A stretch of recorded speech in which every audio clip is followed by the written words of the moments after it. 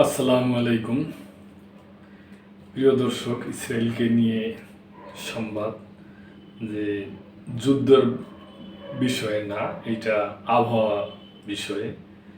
যে এরকম তাপমাত্রা পড়ছে ইসরায়েলিতে যে 120 ডিগ্রি ফারেনহাইট, ওই যে হিউমিডিটি হইতে মানে পারে এরকম তাপমাত্রা, যে ইসরায়েলের জনসাধারণ এরা নদীর পাড়ে যাইয়া গোসল টোসল করতেছে। তো এখন বোঝা উচিত যে এই ব্যাপারে একটা কথা বলা যায় যে পৃথিবীর ইউরোপের দেশগুলো তো প্রচুর তাপমাত্রা, অন্যান্য দেশ বিভিন্ন দেশে যুদ্ধ চলতেছে। আমি মনে করি এই আবহাওয়ার দিকে বিবেচনা করে, এই তাপমাত্রার দিকে বিবেচনা করেও ইসরায়েলের প্রধানমন্ত্রী এবং ইসরায়েলের যে নীতি নির্ধারক আছে তাদের যুদ্ধ বন্ধ করে দেওয়া উচিত। পৃথিবী হয়তো এই বারুদের গন্ধে এবং এটার যে একটা তেজস্ক্রিয়া, এটার যে একটা গরম আছে, এই কারণে হয়তো মানে হইতাছে পৃথিবীর বিভিন্ন দেশে দাবানলও চলতেছে। তো ওই ব্যাপারে সংবাদ আর কি। ইসরায়েল পড়ছে রেকর্ড তাপমাত্রায়। অত্যাধিক তাপ প্রবাহের ফলে ইসরায়েলের কিছু অংশে তাপমাত্রা রেকর্ড প্রায় 50 ডিগ্রি সেলসিয়াস। চিন্তা করা যায় দর্শক, 122 ডিগ্রি ফারেনহাইট পৌঁছাবে বলে মনে করা হচ্ছে। বুধবার 13 আগস্ট এ তথ্য জানিয়েছে দেশটির আবহাওয়া পরিষেবা সংস্থাটি জানিয়েছে ইসরায়েলের পূর্বাঞ্চলের সবচেয়ে উষ্ণতম পরিস্থিতিতে আরও তীব্র গরম পড়বে। সংবাদ মাধ্যম টাইমস অফ ইসরায়েলের প্রতিবেদনে এ খবর জানানো হয়।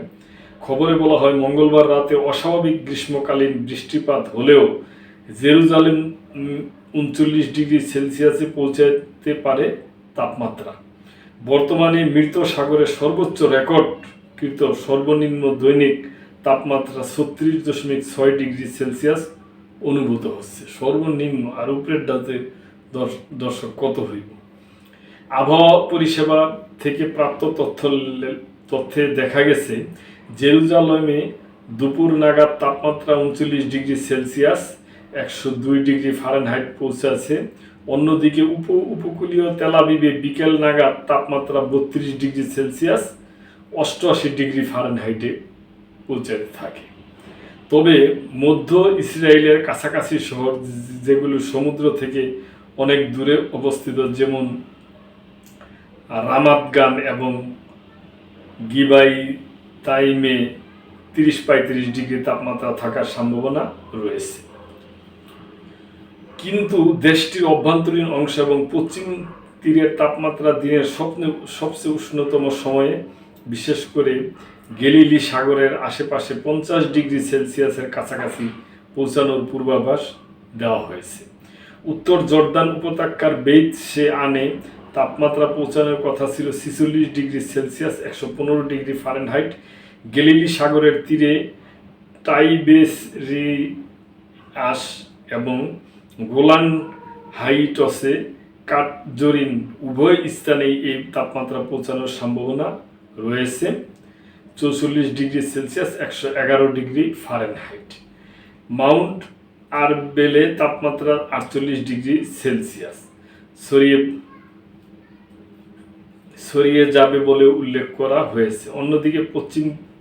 অন্যদিকে পশ্চিম তীরের জর্দান উপত্যকার কাসর আল ইহুদ তীর্থস্থান এলাকায় 49 ডিগ্রি সেলসিয়াস উঠে যাবে বলে আশা করা হচ্ছে।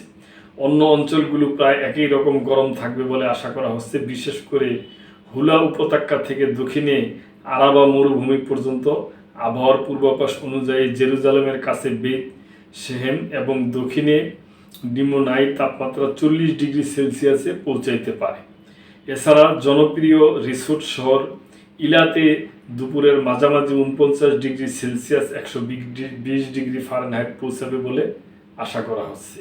এমন পরিস্থিতিতে নাগরিকদের বাইরে এবং রোদে বেশি সময় না থাকার ব্যাপারে নির্দেশনা দিয়েছে ইসরায়েলের স্বাস্থ্য মন্ত্রণালয়। এছাড়া তাপ প্রবাহ, পানি শূন্যতা এবং অন্যান্য স্বাস্থ্য সমস্যা এড়াতে প্রয়োজনীয় সতর্কতা অবলম্বন করতেও আহ্বান জানানো হয়েছে। এদিকে প্রকৃতি ও উদ্যান কর্তৃপক্ষ জানিয়েছে, শনিবার রাত পর্যন্ত খোলা জায়গায় হাইকিং ট্রেইলে প্রবেশ নিষিদ্ধ করা হয়েছে।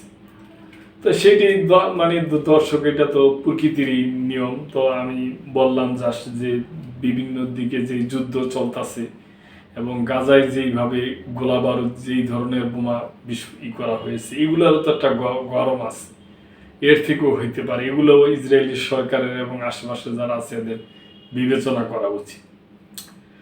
তো প্রিয় দর্শক, এই